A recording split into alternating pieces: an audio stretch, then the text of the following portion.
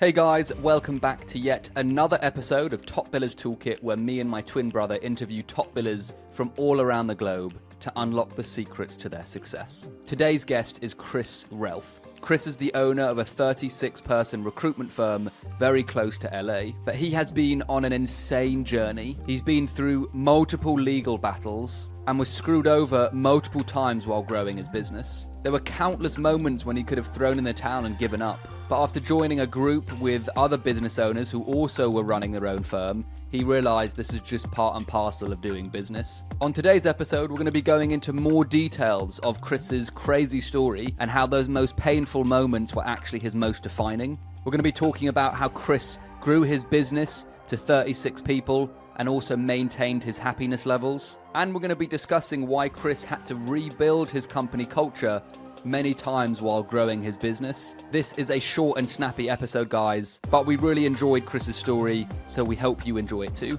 And as usual, grab a cuppa or a glass of wine, depending on when you're listening to this, and let's get into it, shall we? Chris, thank you so much for joining us today, my friend. I am really looking forward to speaking to you today. How are you? I'm doing well. Thanks for having me on. Lovely day here in Southern California. Yeah, it looks gorgeous. Sam was saying, complimenting your view, it looks absolutely stunning. It's miserable where I am. I look out and it's like foggy and dark, and I'm very jealous of your background, Chris. If whoever's watching on YouTube can see Chris's background, it's lovely. So we're going to start off with the first question, as we do with every single recruiter who comes on the pod. What's the number one tool in your toolkit, whether it be a mindset, strategy, or software? Yep, such an interesting question. I think there's so much noise with all the tools, and the industry is consistently changing. But everyone's looking for that tool that's automatically going to make them a big producer. But I think if you look at historically in our business, bottom line production per desk necessarily has not gone up. You talk to really old school guys, it's like, oh no, Monster came out. Then it was, oh no, LinkedIn came out. My belief is hands down the most important tool is relationships and the ability to build those relationships with candidates and clients. I call that kind of the art part of the business. I think relationships, it's built through being authentic and telling the truth. And it kind of sounds simple, I guess, but I think our industry, like any big saturated industry, gets a bad reputation for all the right reasons.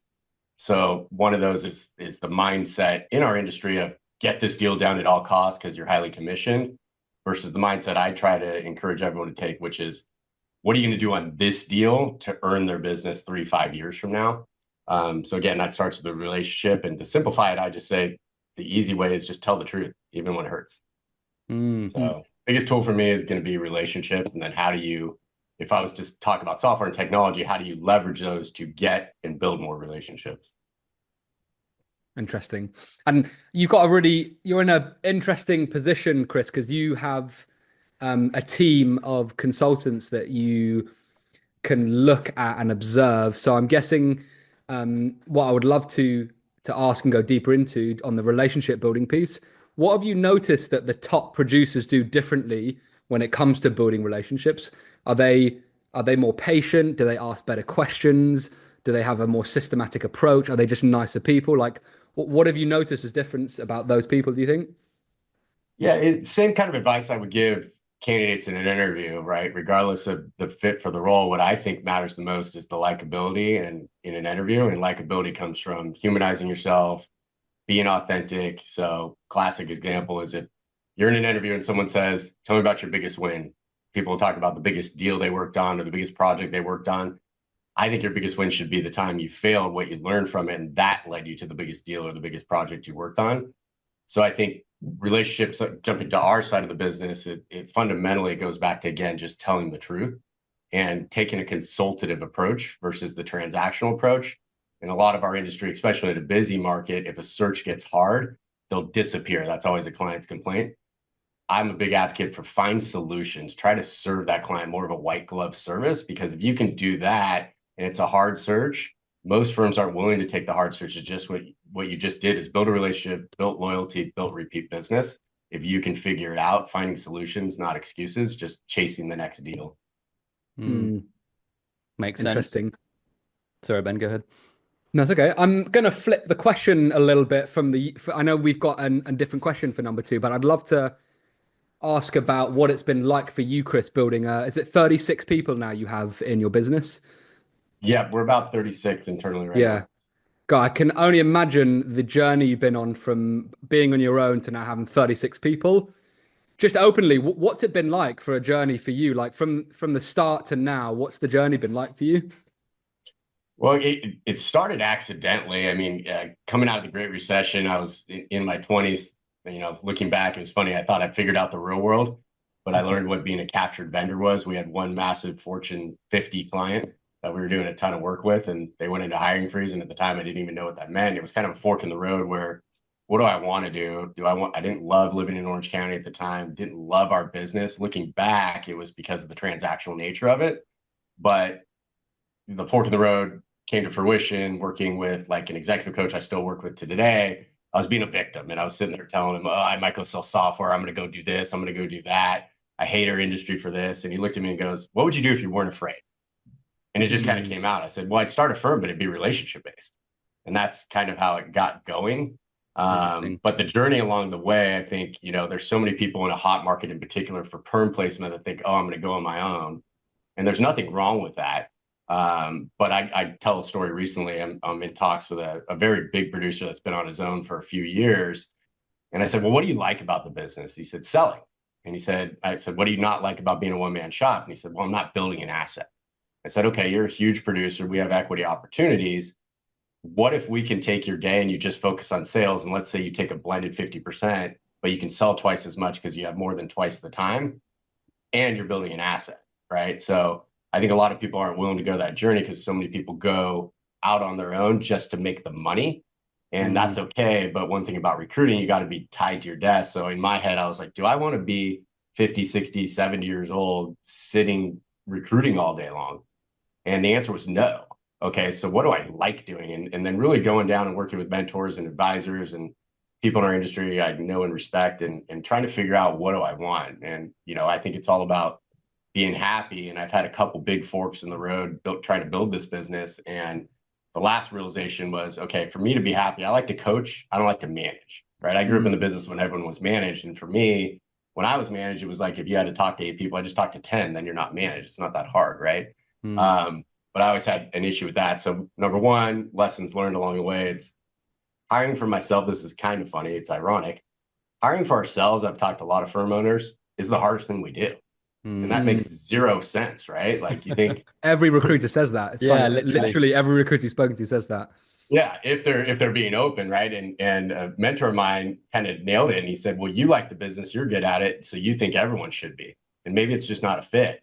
So really going, okay, how do I hire for clients? And let's do that for ourselves. Really taking the time and investing in our culture and what do we really want, right? And if life's about being happy, how do we set people up? It takes the right person. You got to have some self-discipline in our culture, but how do we help them to be happy? And I went to this presentation by a big CEO here in Orange County years ago and basically stole it from him, but he did the classic company pyramid of money, client, employee, and flipped it. And because you put your team first, they'll put the client first. You do that, it might take a little bit longer, but you're building a more sustainable business where people are going to be more purposeful in their work and feel better about what they're doing.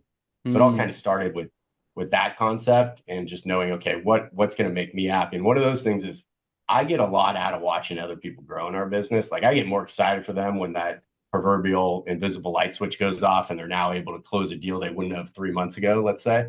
I love that. I get more excited than they do. I can't do that if I was just sitting on my own and not trying to build something. Interesting. So you are more interested in the coaching side than necessarily the billing side, Chris? Am I right in saying that, or do you like a bit of both? I think I put this together a few years ago, but the 4 roles I want to play, and I'm not there yet, but partner with our leaders, partner with them. How can I help? How can they help me? I think collaboration in our business is so important. It's how I learned everything. Number 2 is coach to the team, whether it's personal, professional. How can I help? Number 3 is rainmaker. I love doing that. I think that's probably my biggest value. And then 4, I love the bigger strategy vision, but also being self-aware and getting feedback and letting people know it's okay to give me feedback. I'm really good at the idea portion. I'm willing to fail. It's the middle stuff. It's like the example I give in college is there might be a group presentation. I'll put together the group. I'll probably do none of the work, but I'll do the presentation. But so getting people on board, and I think it was like, as an entrepreneur, you go through this journey where you think you can do everything. I remember when I was looking at hiring an office manager in this peer group I'm in, they're pushing me on that. I'm like, no, I'm an entrepreneur. I'll do the dishes. I'll take out the garbage. Like that was the whole business 101 concept, right? Is that the value of time that I am, and realistically what finally resonated with me, and it's more of an ego thing, like I can do everything, was, am I serving the team well? If I'm doing, that 10, 20, $30 hour activity? And the answer is no. So how do I get on that path? And it's not perfect yet. I'm not really achieving all four of those roles, but I know there's a path and a vision to get there. Awesome. Few things I want to just go back on is you said you went to a conference and they said put the team first and then everything kind of trickles down from there. Chris, I'm curious, after that conference and after you came to this epiphany of, put the team first, what are some key things you put in place in order to, put the team first and have a happy culture? Are there some key things that you did? You're like, yes, that was really good. That was really good. This was really good. Yeah, I think first I saw that presentation way before I implemented it. So it took me way too long looking back, but it's really taken a vested interest in people, and it's just like building relationships at a networking event, right? I always tell people, if you go in and you're the cheesy sales guy, like I'll run into someone. I was at an event last night, a guy walks up and goes, "Hey, nice to meet you. What's your name?" I go, great to meet you. And he goes, "What do you do?" And I go, "Oh, I'm in search." I never go deep into it. And he's waiting for me to ask, and he's like, "Oh, so who does your insurance?" Like immediately trying to sell me. I'm like, dude, I just met you, right? But taking a genuine interest in everyone on our team on the personal side first. And we've created this culture where there's like a lot of transparency. If people are going through something personally, we all have their back. I'll literally kick them out of the office. But culturally, it happened after the biggest second fork in the road in my career, and realizing like what's going to make me happy. And it took us 6 months, some mentors meeting, trying to develop values. I mean, every company throws values on their wall, but no one even knows what they are. So we really hyper focused on that. And I was kind of against it, but creating a new purpose, a new how, a new why we do things. And where it really clicked was our leadership group was sitting in a room one day, and someone came with the idea, let's write down everything we don't want. And there's 4 of us. And at the time, all of us said lying at the same time. So we wrote down everything we didn't want, put them into like a word bubble, and then tried to find the values that associated with those words. And that's where we originally came up with our purpose. A little bit of, Simon Sinek, his why video. Yes. And then the book Why. So if we started with like, okay, we want people to be happy. Of course, you still got to be disciplined. You got to be able to operate with a lot of autonomy. So our purpose became to build a happy workforce, starting with ours, under the belief of that pyramid, right? And we say that, I almost say it arrogantly, because it is about our team. So putting them first has big benefits. Again, not perfect for everyone, but I can say resoundingly, like, I think everyone in our team feels like those that are coming in, the whole remote thing, you get to come to our office. You don't got to come to our office. You get to go to work. You don't have to go to work, right? And there's a difference when you're talking about this industry that can be a grind.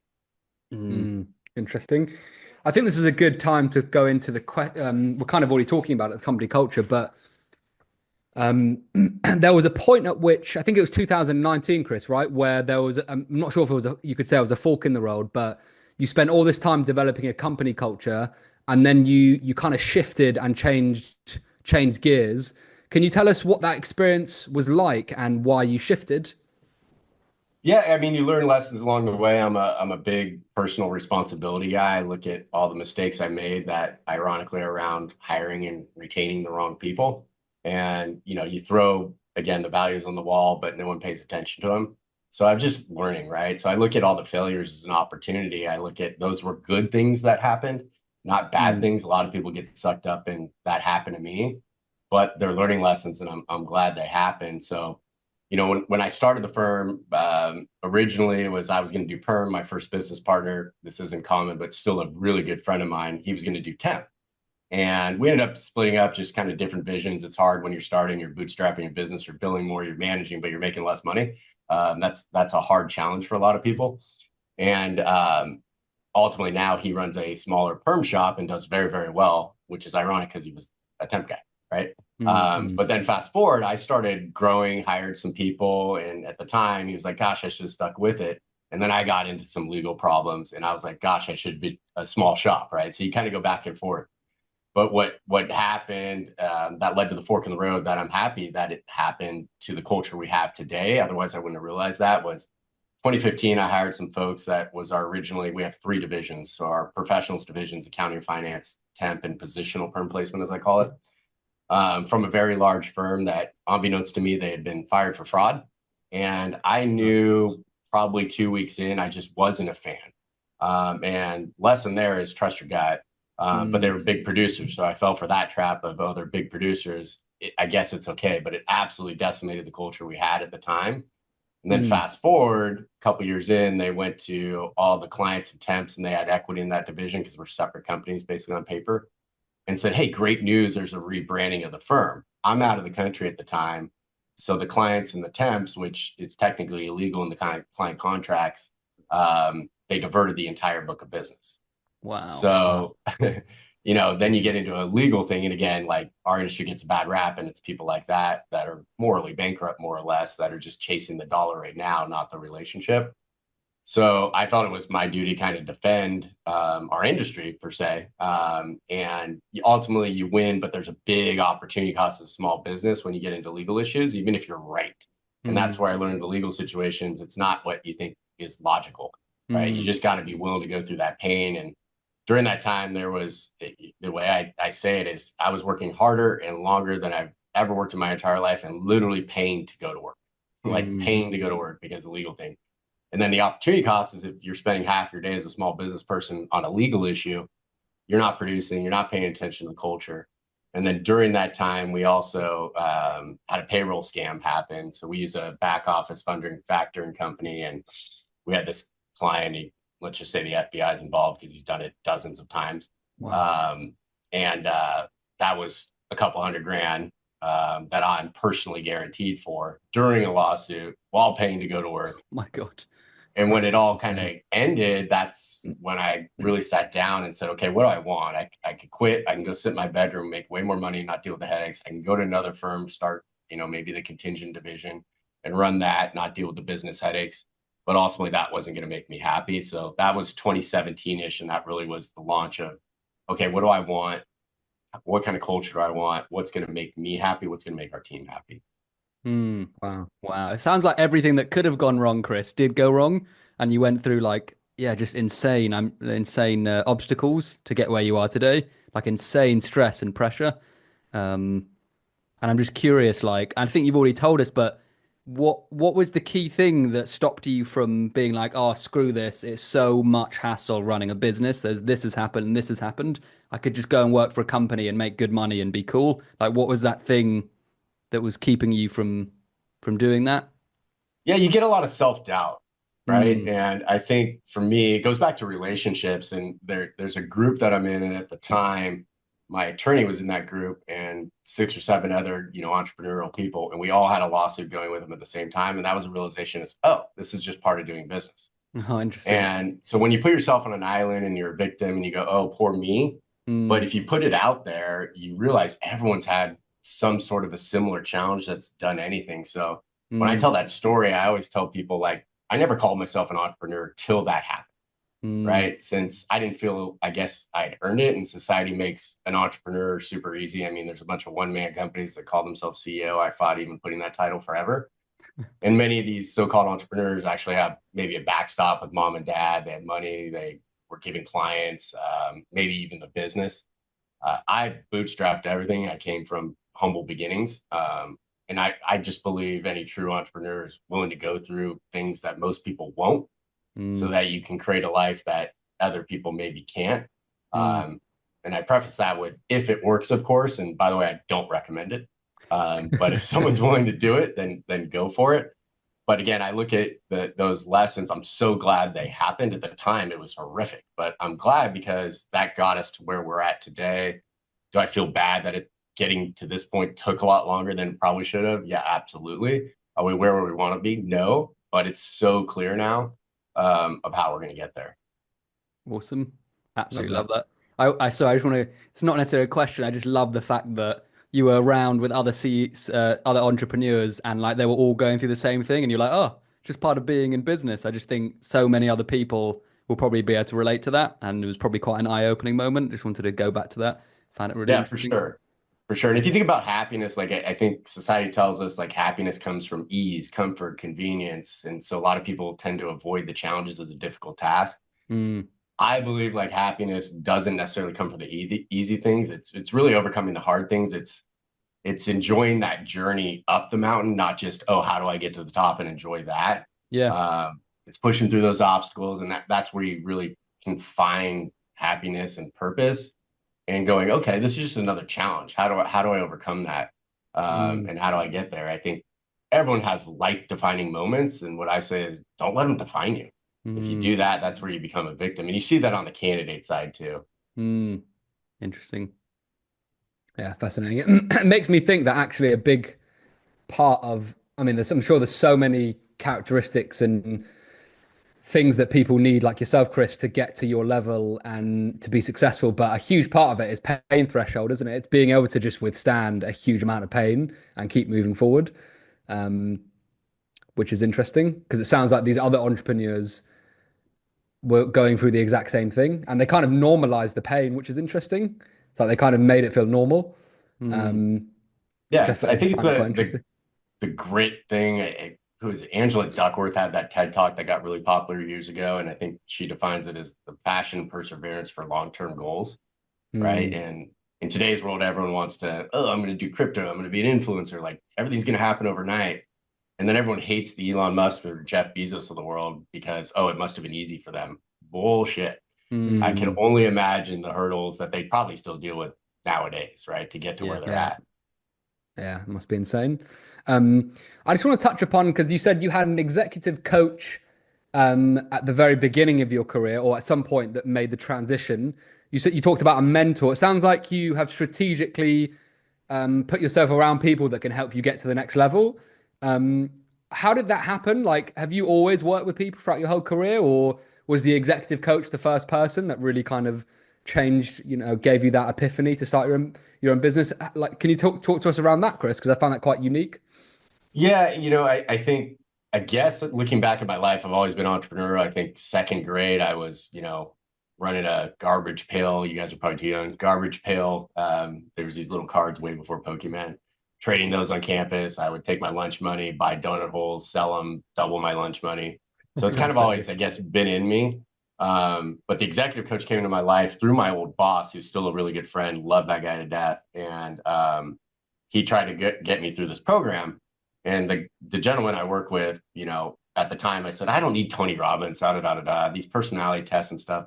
What are you talking about? And I put it off for a year, and I'm so glad I finally did it.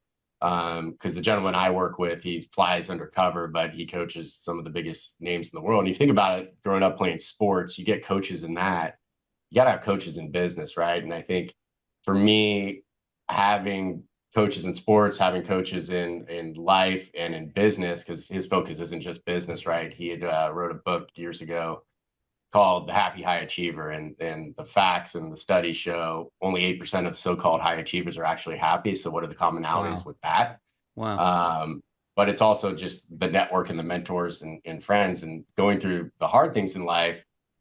When I had self-doubt or didn't believe myself, and other people did that I loved and respected, that believed in me more than I believed in myself, that helped encourage me to get to the next level.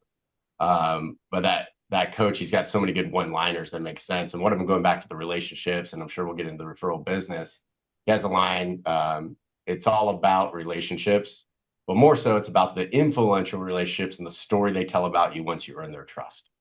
Right. So if you think about that, how do you do that? Right. And in our business, it's really easy someone might like you, but you can burn their trust because you do crappy search work.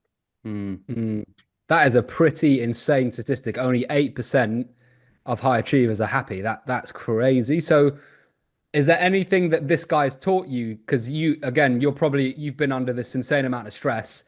What has this guy taught you or helped you with to stay happy, or to be in a sense of happiness in those times of hardship? Is there any kind of tips that you can give other people, Chris, that might be going through periods of hardship as well? Yeah, it's things you'll get, that some of the commonalities, like high achievers tend to be self-deprecating, self-doubt. Happy high achievers, they've got a vision, they've got a purpose, they have meaningful work.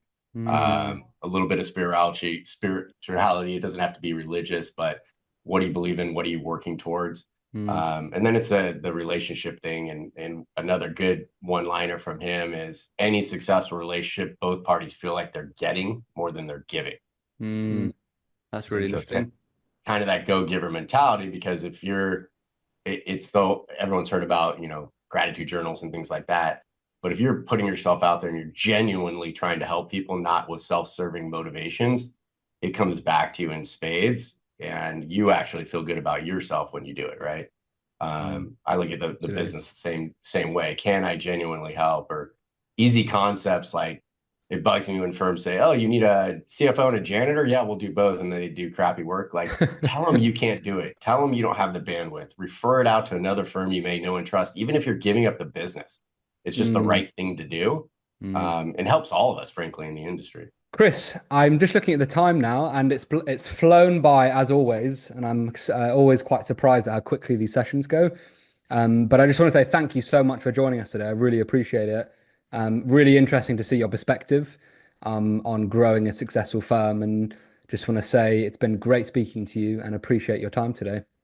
Well, thanks for having me. Hey guys, thanks for tuning in to this episode. If you enjoyed it, please don't forget to subscribe on YouTube and Spotify. Tune in for another episode next week, and we look forward to seeing you again very soon. Peace and love.